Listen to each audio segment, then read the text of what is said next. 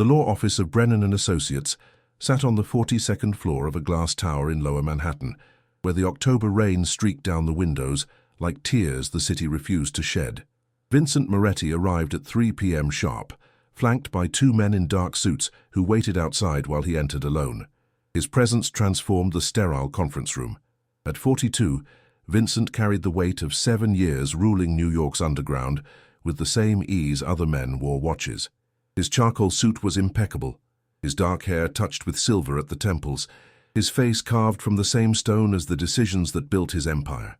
Eyes the color of cold steel swept the room once. The lawyer, the empty chair across from him, the stack of divorce papers centered on the mahogany table. Mr. Moretti, Attorney Brennan stood, extending a hand that Vincent shook with mechanical precision. Mrs. Moretti should arrive. The door opened. Vincent didn't turn immediately. He'd trained himself not to react, not to show weakness. But something in the air shifted when Elena entered, and 7 years of discipline nearly crumbled. She looked thinner than he remembered. The elegant woman who once wore designer dresses to charity galas now stood in a simple navy coat, her chestnut hair pulled back, dark circles under eyes that had once looked at him like he was more than the monster he'd become. Those same eyes now held something else, fear, determination, and a secret that made her hands tremble as she clutched her purse. "Vincent." Her voice was barely a whisper. He nodded once, cold, distant. "Eleanor, let's get this over with." Brennan cleared his throat, shuffling papers. "Yes, well, this should be straightforward.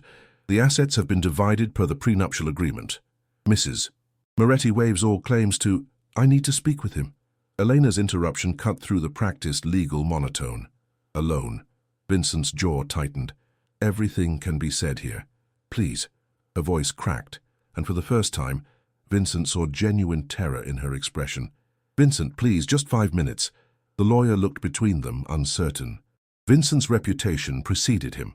The man who'd consolidated 3 crime families under one rule, who'd eliminated rivals with surgical precision, who'd turned the docks, the unions, and half the politicians in the city into his chess pieces. But the lawyer also saw something else.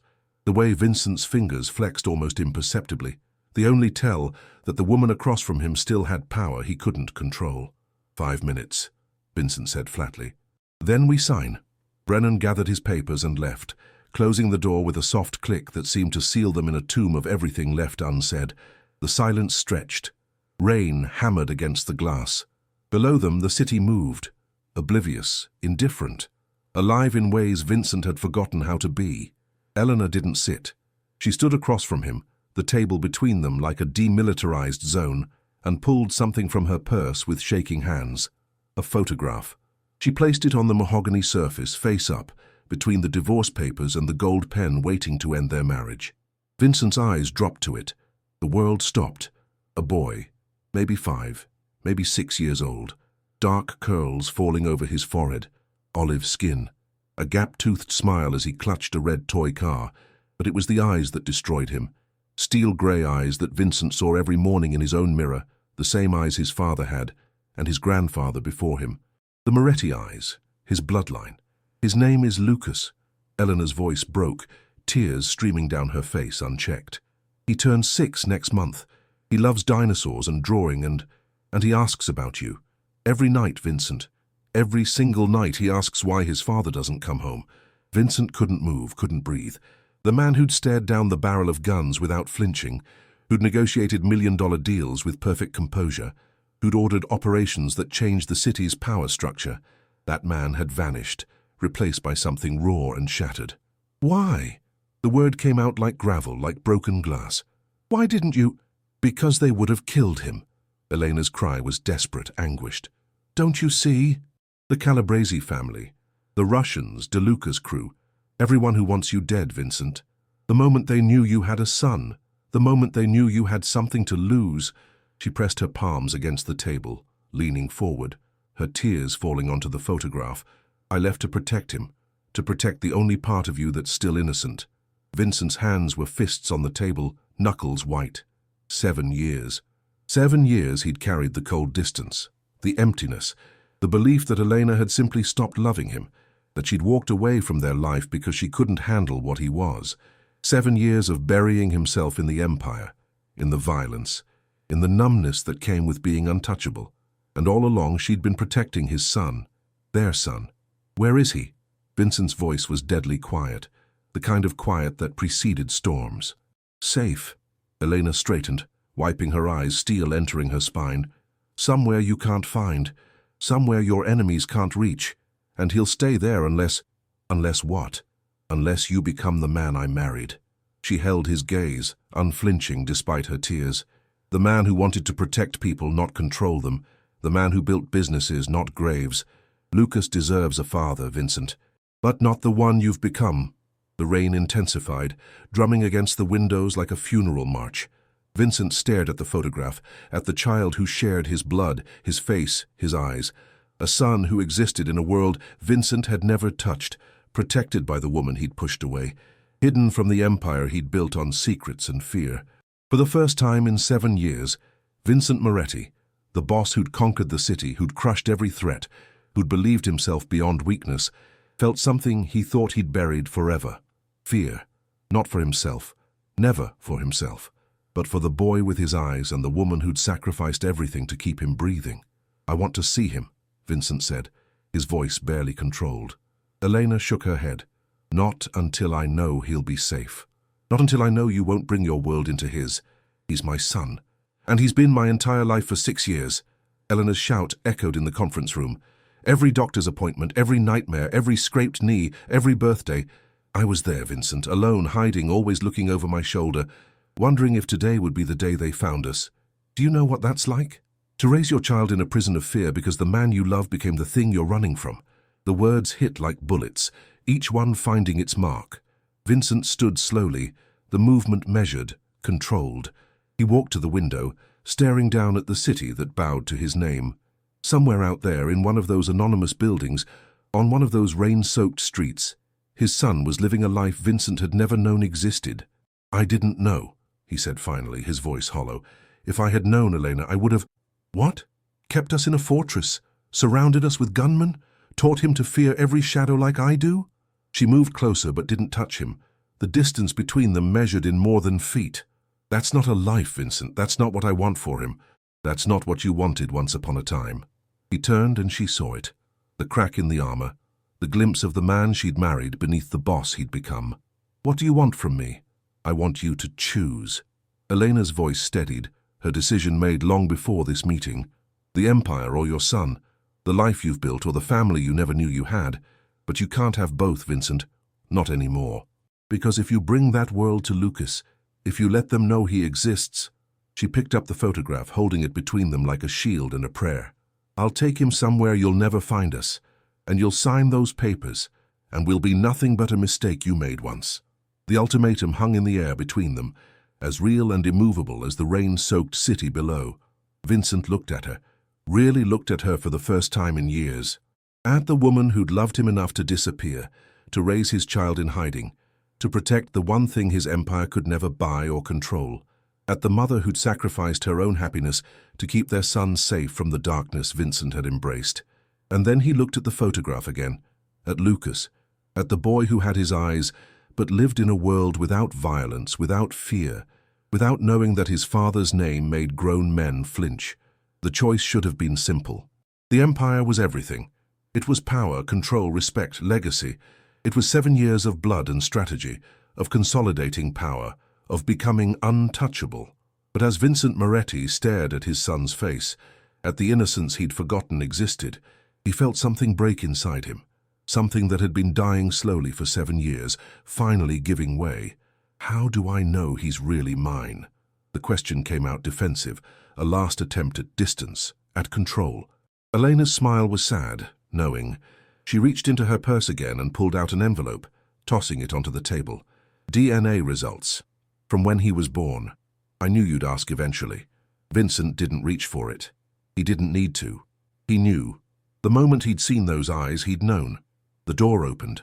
Brennan poked his head in, uncertain. Mr. and Mrs. Moretti, are we ready to proceed? Vincent and Elena stood on opposite sides of the table, the divorce papers between them unsigned. His empire or his son, power or family, the man he'd become or the man he used to be. No. Vincent said finally, his voice rough. "We're not ready." Elena's breath caught. "I need time," he continued, meeting her eyes. "To think. To figure this out." "Vincent, 1 week." He moved toward the door, his movements rigid, controlled, but something in him had shifted, cracked open. "Give me 1 week, Elena. Then I'll give you my answer." He left without looking back, his men falling into step behind him as he exited the building into the October rain. But as Vincent Moretti slid into the back of his black Mercedes, as the city blurred past the tinted windows, he couldn't stop seeing it. The photograph, the boy, his son. And for the first time in 7 years, the most powerful man in New York had no idea what his next move should be. The rain had stopped by the time Vincent reached his penthouse in Tribeca, but the city remained grey, suspended between storms. The elevator doors opened directly into his apartment. 12,000 square feet of glass, steel, and carefully curated emptiness. Modern art on the walls that meant nothing to him. Furniture that cost more than most people's homes but provided no comfort. A view of the Hudson River that he barely noticed anymore. Home, if you could call it that. Vincent poured himself 3 fingers of scotch, 18-year-old single malt that tasted like ash in his mouth, and stood at the floor-to-ceiling windows overlooking the city he controlled. Somewhere out there, Elena was returning to wherever she'd hidden their son. Somewhere out there, Lucas was eating dinner, doing homework, living a life that had nothing to do with the Moretti name. His phone buzzed. "Marco. Boss, we need to talk about the DeLuca situation. They're pushing back on the port access agreement." "Handle it," Vincent said flatly. "You said you wanted to approve any—" "I said handle it, Marco." He ended the call, draining the scotch in one swallow. The photograph was in his jacket pocket. He'd taken it from the conference room table, unable to leave it behind. Now he pulled it out, studying it under the apartment's cold LED lighting. Lucas, 6 years old, 7 years of Vincent's life, and he'd had a son for 6 of them without knowing. The math made his head spin, made something in his chest constrict until breathing hurt. Elena had been 2 months pregnant when she left. He remembered that day with crystal clarity, the clarity of wounds that never fully heal. He'd come home at 4 a.m., blood on his shirt from a situation in Brooklyn that had turned messier than anticipated. She'd been waiting in the living room of their old brownstone in Park Slope, the one they'd bought together when they still believed they could have a normal life. "I can't do this anymore," she'd said. No tears, just exhaustion that aged her 10 years. "I can't watch you become something you're not. I can't sit here wondering if you're coming home or if I'm going to get a call telling me they found your body in the river. This is what I do, Elena. You knew that when you married me. I married a businessman, Vincent. Someone who managed restaurants and real estate. Not someone who comes home smelling like gunpowder and fear." They'd fought. Words like weapons, each one drawing blood. And when he'd finally walked out that night, slamming the door hard enough to crack the frame, he'd believed it was over. That she'd be there in the morning, that they'd work it out like they always did. But she wasn't. The brownstone had been empty, her clothes gone, her jewelry gone, including the engagement ring he'd saved 2 years to buy when they were young and stupid and in love, left on the kitchen counter with a note. "I'm sorry. I can't watch you destroy yourself anymore." No forwarding address, no phone number. She'd vanished so completely that even his resources couldn't find her, and Vincent had too much pride to keep looking after the first few months. He'd told himself she'd made her choice, that she'd walked away from their life, from him because she couldn't handle the reality of what he was building, but she'd been pregnant, carrying his child, and instead of telling him, instead of using that knowledge as leverage or a plea to change, she'd protected Lucas from him, from his world, from everything Vincent had become. The scotch bottle called to him, but he ignored it. He needed to think clearly, and alcohol wouldn't help with what came next. His phone buzzed again. This time a text from Tony Calabresi. "Heard you had an interesting afternoon. Everything okay, boss?" Vincent's jaw clenched. Tony was his underboss, his right hand, the man who'd helped him consolidate power after the war with the Genovese family 5 years ago. He was also relentlessly observant and dangerously ambitious. "Fine. Just paperwork. If you need anything, I'm here." Vincent didn't respond. The implication was clear. Tony knew about the divorce meeting, which meant he'd been watching, which meant he was keeping tabs on Vincent's personal life. Standard protocol in their world. Trust no one completely, not even your allies. Especially not your allies. The problem was simple and impossible. If Vincent showed weakness, if word got out that he had a son, that he had something he cared about more than the Empire, the vultures would circle. Tony, the Russians, the remnants of the DeLuca crew, the younger guys eager to prove themselves, they'd all see it as an opportunity, a soft spot, a target. In their world, love was liability. Family was weakness. The moment you showed you cared about something, someone would use it to cut your throat. But that boy, that little boy with his eyes and his smile and his toy car, was his son, his blood. Vincent moved through the apartment, past the empty rooms and expensive silence until he reached his study.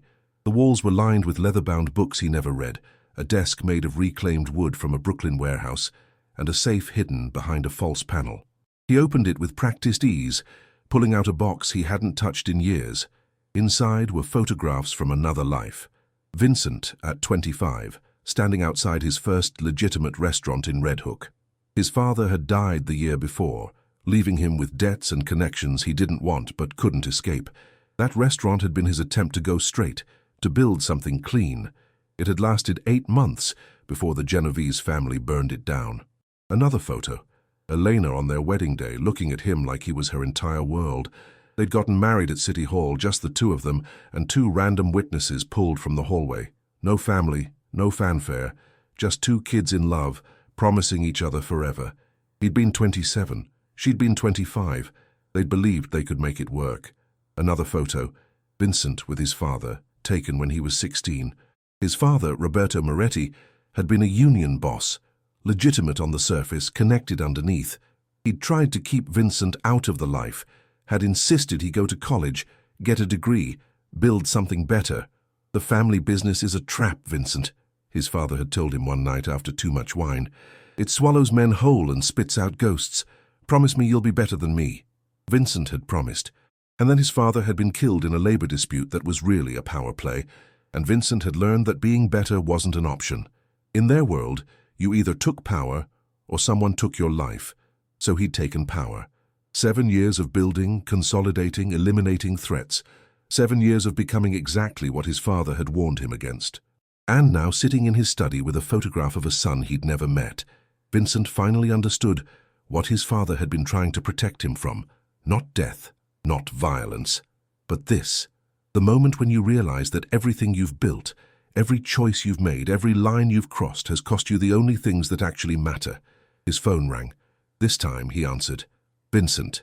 Elena's voice was cautious, uncertain. How long have you been planning to tell me? He kept his voice neutral, controlled. Silence on the other end. Then, softly, since he started asking about you, since I realized I couldn't keep lying to him forever. He deserves to know his father, Vincent, but I need to know that father won't put him in danger. Where are you? I can't tell you that. Elena, no. Her voice hardened. You said you needed a week to think, so think. But don't you dare try to find me, Vincent. Don't use your resources, your connections, your power. Because if I see one of your men, if I feel like we're being watched, I'll disappear so completely that even you will never find us. The threat was real. She'd done it once before, successfully. I just want to see him, Vincent said, and hated how raw his voice sounded. Then become someone he can safely see. She paused, and he heard something in the background, a child's voice calling for Mommy. Lucas. I have to go. 7 days, Vincent. Figure out who you want to be. She hung up. Vincent sat in the silence of his study, surrounded by ghosts of who he used to be, holding a photograph of who he might become.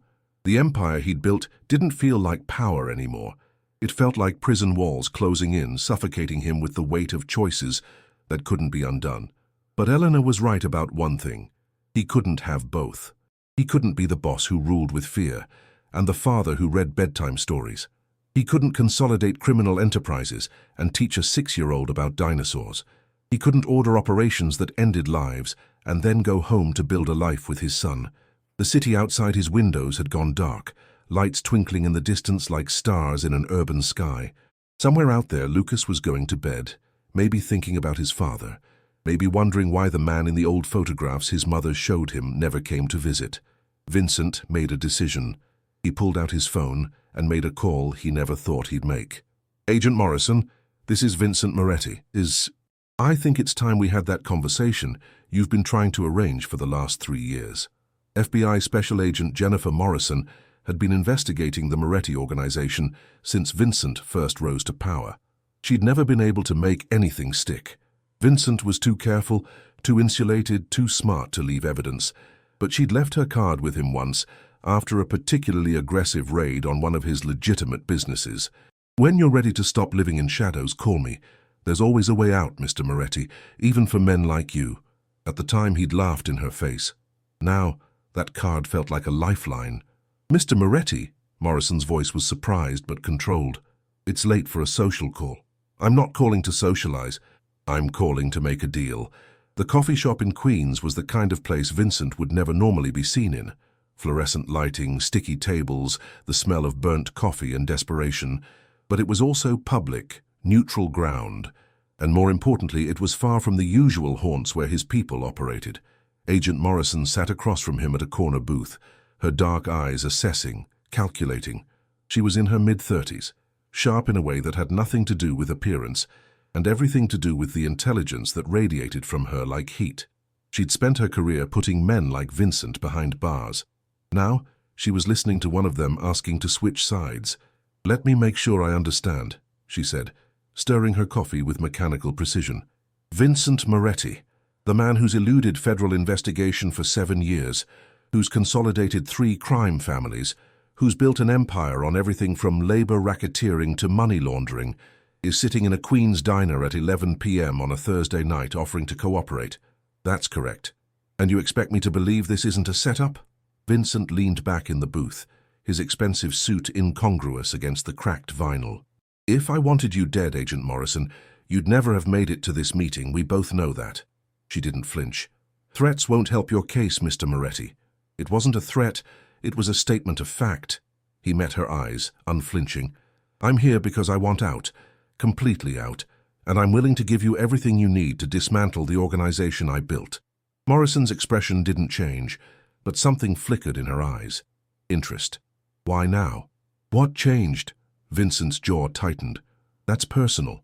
"Nothing about your life is personal, Mr. Moretti. Everything you do, everyone you know, every decision you make, it's all part of the web. So I'll ask again. What changed?" The photograph was still in his pocket. He could feel the weight of it, the reality of Lucas's existence pressing against his chest like a second heartbeat. But he couldn't show it to Morrison, couldn't give the FBI ammunition to use his son as leverage. "I've found out I have a reason to want a different life," he said carefully. "A reason that's more important than the empire." Morrison studied him for a long moment.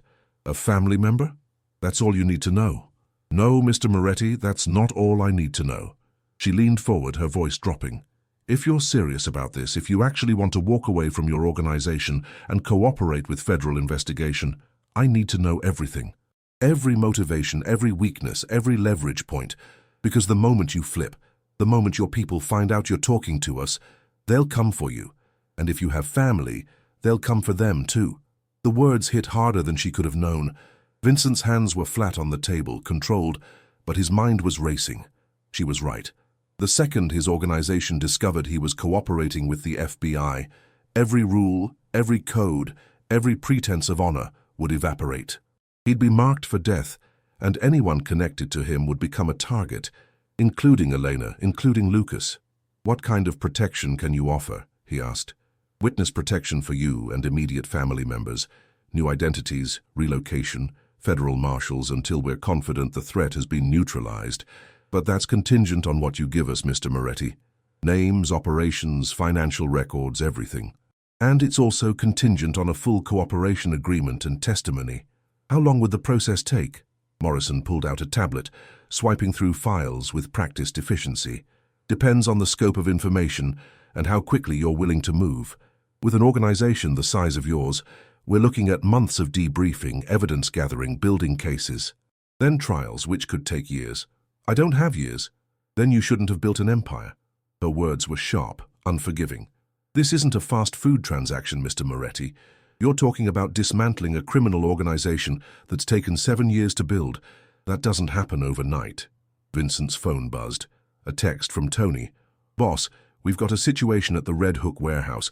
Russians are making noise about last month's shipment. Need you to sign off on a response." He stared at the message, at the casual way violence was discussed, at how effortlessly he'd lived in this world for 7 years. "Handle it without casualties. I want a solution, not a war." Tony's response came immediately. "You sure this is the 3rd time they've challenged us?" I said, "Handle it. Find a compromise." He could practically feel Tony's confusion through the screen. Vincent Moretti didn't compromise. Vincent Moretti crushed challenges to his authority with overwhelming force. That's how he'd stayed on top. But that was before the photograph, before Lucas, before everything changed. "I need 72 hours, Vincent said, looking up at Morrison.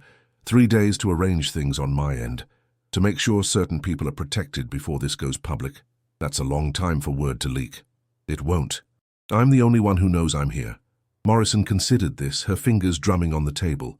72 hours, but you come in at the end of that period ready to provide everything. Names, accounts, operations, all of it. And you stay accessible. I don't want you disappearing or having second thoughts." "I won't disappear." Vincent pulled a flash drive from his pocket, sliding it across the table. "That's good faith. Financial records for the last 2 years. Accounts you didn't know existed. Money laundering operations, shell companies. Enough to start building cases." Morrison picked up the drive, her expression carefully neutral, but Vincent saw the flash of surprise. "This is substantial. It's a fraction of what I can give you, but it proves I'm serious." She pocketed the drive, then met his eyes with an intensity that was almost uncomfortable. "Tell me something, Mr. Moretti. In 7 years of investigating you, I've seen what you're capable of. The violence, the intimidation, the complete disregard for anyone who got in your way.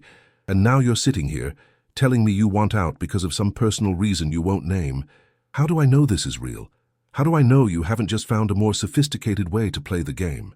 Vincent thought about Lucas's smile in the photograph, about Elena's exhaustion when she'd said she'd been raising their son alone for 6 years, about the life his son was living without him, safe because Vincent had been absent. "Because for the first time in 7 years, he said quietly, I have something I actually care about more than power." Morrison studied him for another long moment, then nodded slowly. 72 hours, Mr. Moretti. Don't make me regret this." The next 48 hours were a carefully orchestrated dismantling of everything Vincent had built. He started with his legitimate businesses, the restaurants, the construction company, the real estate holdings. He transferred ownership to a trust he'd established years ago for tax purposes, one that his lawyers could manage without his direct involvement. If everything went according to plan, those businesses would continue operating, providing jobs, staying clean. Then came the harder part, his criminal operations. Vincent had always been methodical, keeping detailed records of every transaction, every agreement, every operation. It was both insurance and legacy, proof that he'd been at the top, that he'd built something significant. Now, those same records became his exit strategy.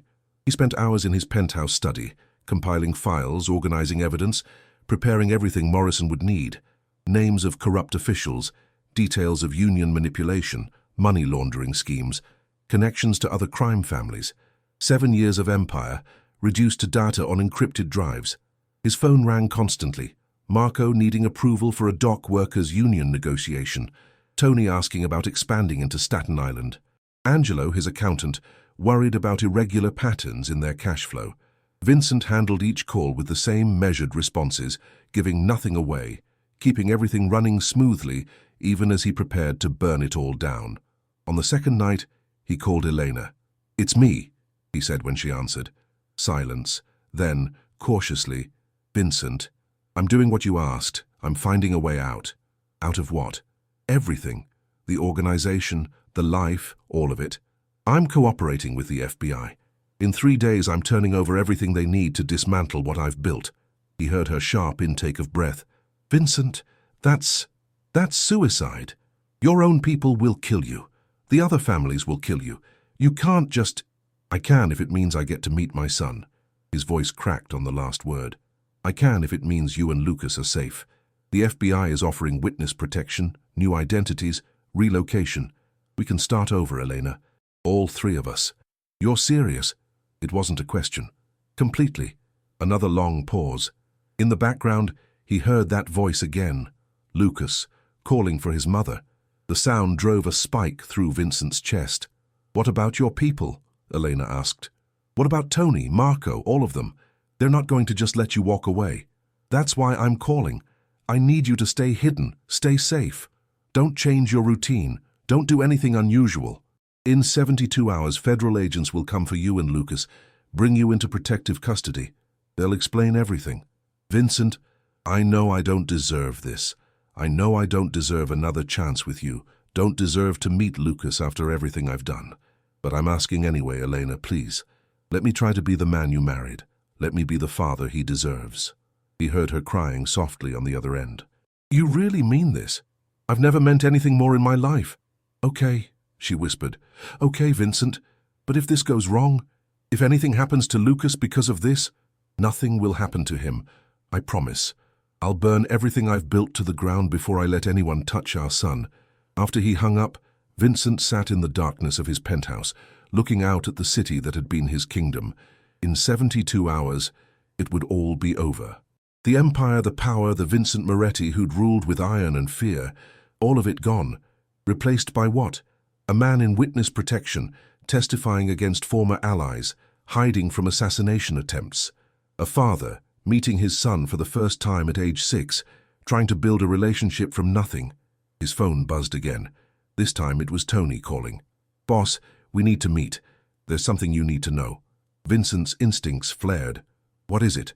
Not over the phone. Tomorrow noon, the usual place? Can't it wait? No. Tony's voice was hard, urgent. It can't. Vincent agreed to the meeting, then immediately called Morrison. We might have a problem, he said. My underboss wants to meet tomorrow. Says it's urgent. Could he know? I don't see how. I've been careful. Morrison was quiet for a moment. Keep the meeting. Act normal. But Mr. Moretti, if this is a setup, if your organization has figured out what you're doing, you need to abort immediately. Call me and we'll extract you. Understood.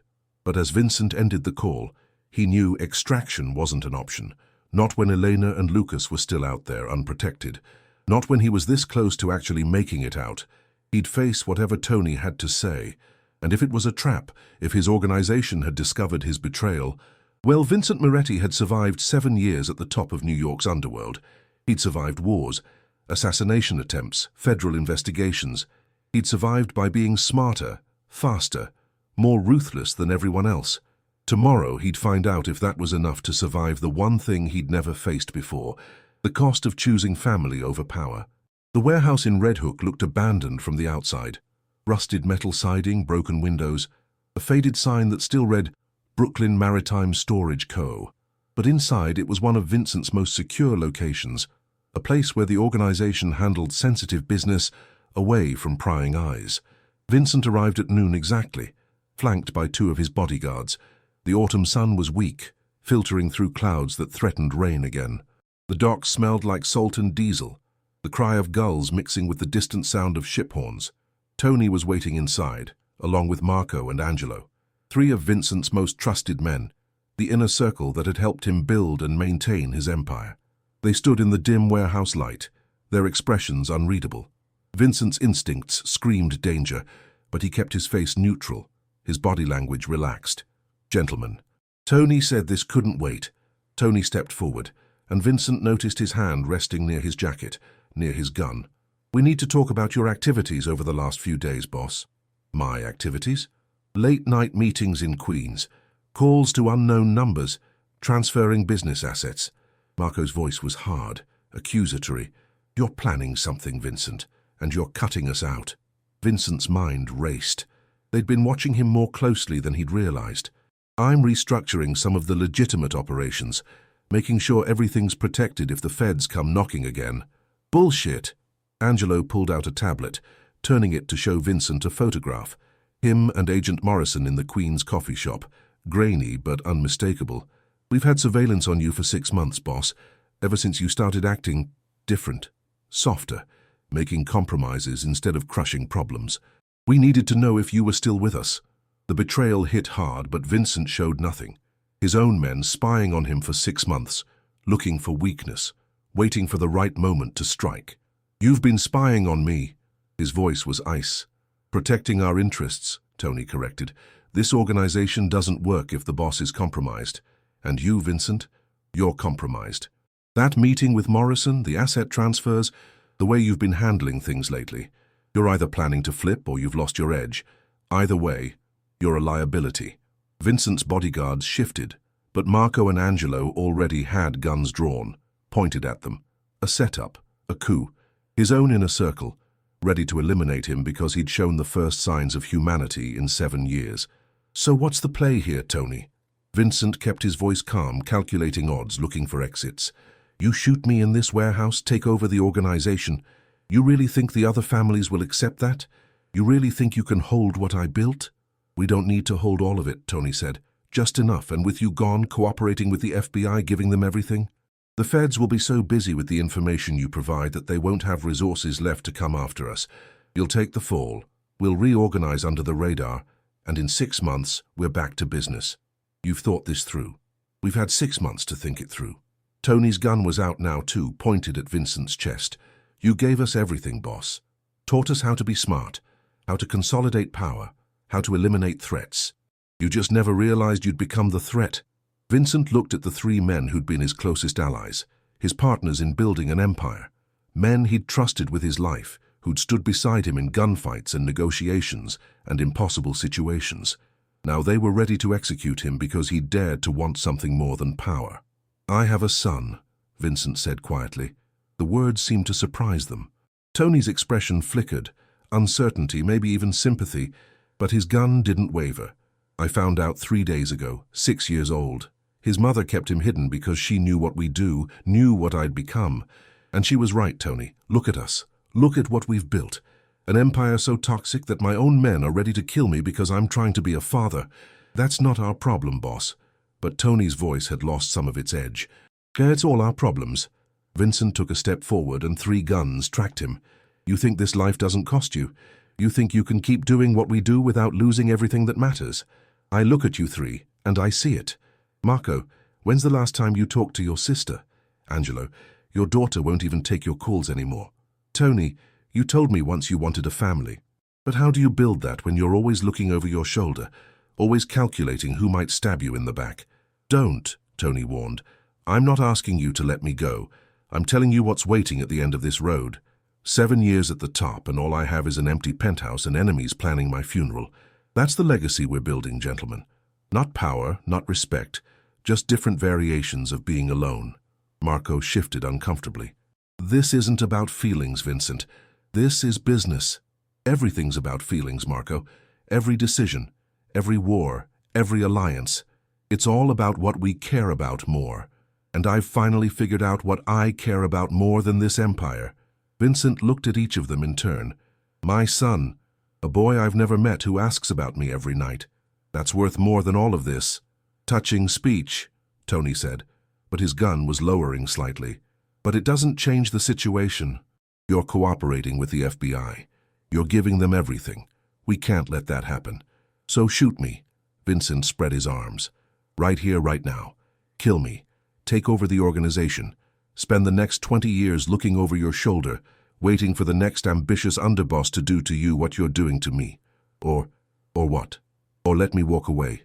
I give Morrison everything about the operations I directly controlled, but I leave you 3 out of it. The FBI tears down the Moretti organization, but the infrastructure you've built separately, your own operations, your own connections, those stay protected.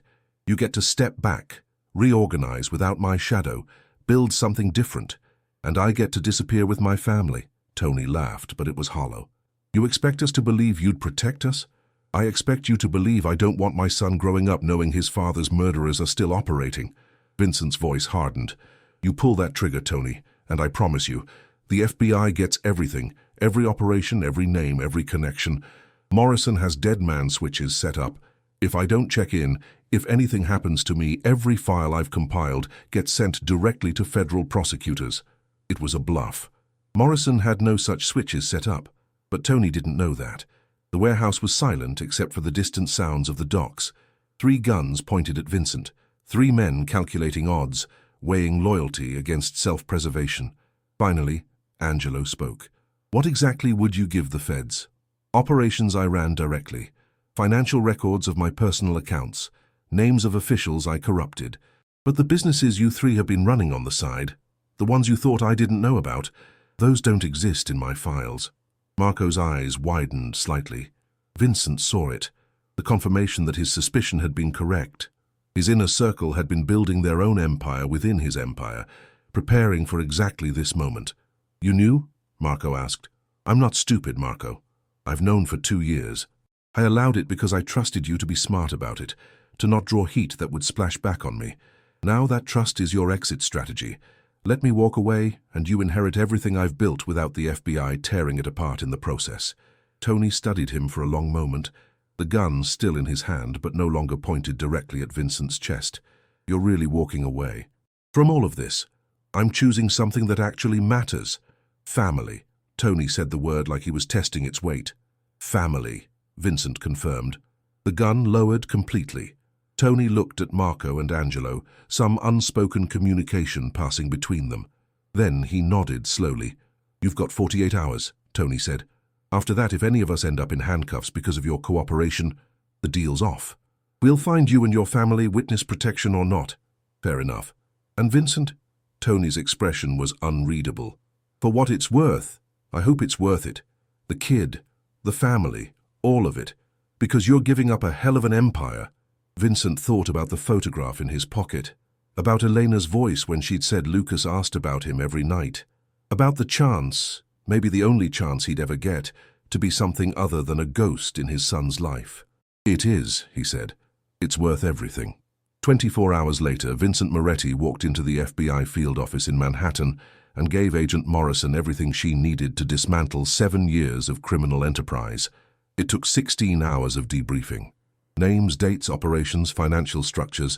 Morrison and her team recorded every word, cross-referenced every claim, built cases that would take down corrupt officials, money launderers, and the infrastructure of New York's criminal underworld. But true to his word, Vincent protected Tony, Marco, and Angelo. The operations they'd run independently didn't appear in his testimony. The businesses they'd built remained invisible to federal investigators. It was his last act as a boss, protecting the men who'd been ready to kill him, ensuring they had a chance to step back from the brink he'd finally recognized. On the afternoon of the second day, Morrison looked at him across the interview table, exhaustion evident in her eyes. That's everything, she asked. Everything I can give you. Mr. Moretti, this is the most comprehensive cooperation we've ever received. Do you understand that your testimony will likely result in hundreds of arrests, that you've effectively ended your organization's operations in New York? I understand. And you're sure about witness protection. Once you enter the program, there's no going back. New identity, new location, complete separation from your old life. I'm sure. Morrison closed her file, studying him with something that might have been respect. I've been investigating criminals for 15 years, Mr. Moretti. I've seen men choose power over everything. Their families, their freedom, their lives. I've never seen someone at your level voluntarily walk away. I had a good reason. The child you mentioned. It wasn't a question. Morrison had been thorough in her investigation. Eleanor Moretti and Lucas Moretti. She's been living under an alias in Connecticut for 6 years. We located them this morning to arrange protective custody. Vincent's chest tightened. Are they safe? Federal marshals are with them now. They'll be relocated to a secure facility until we finalize your protection arrangements. Morrison pulled out a tablet, showing him a surveillance photo. Elena and Lucas, walking into an elementary school, her hand holding his. Lucas was wearing a blue backpack, laughing at something his mother said. Vincent stared at the image, at the life they'd built without him, at the normalcy he'd never given them. When can I see them? His voice was rough. Tomorrow.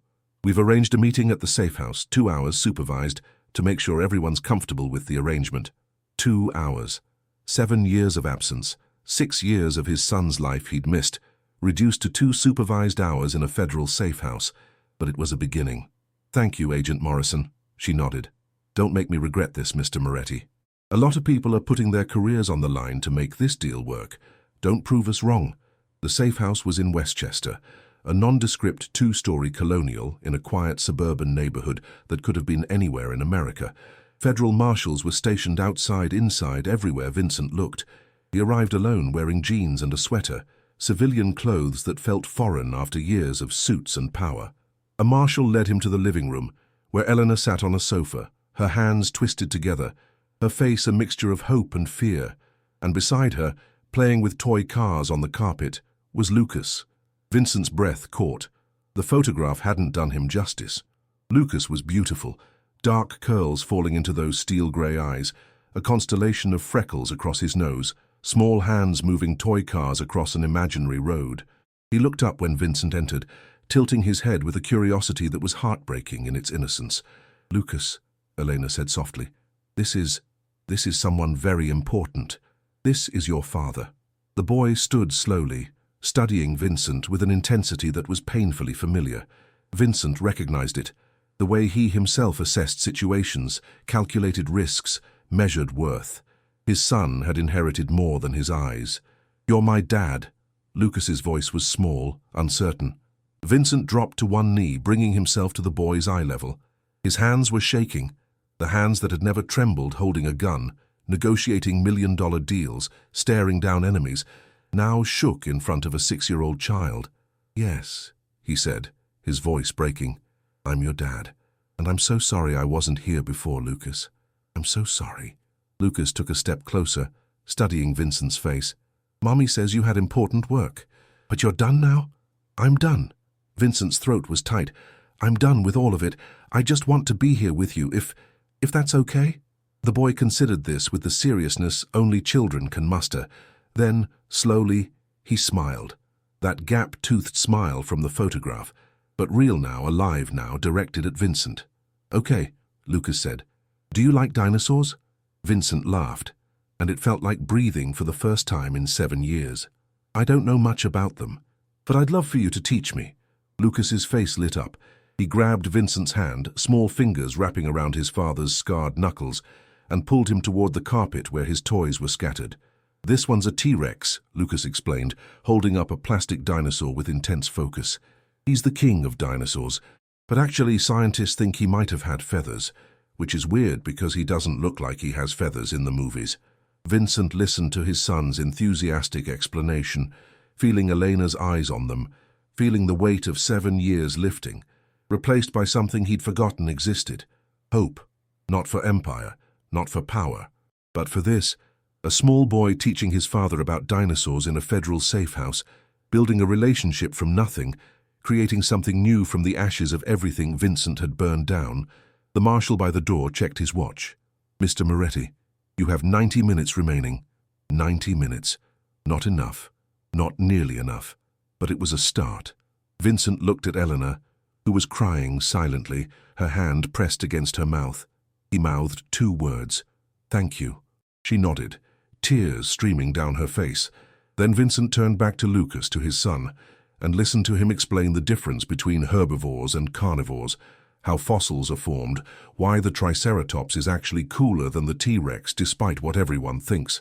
And for the first time in 7 years, Vincent Moretti, the boss who'd ruled a city with iron and fear, who'd built an empire on violence and control, who'd believed power was the only thing worth having, finally understood what his father had tried to tell him all those years ago.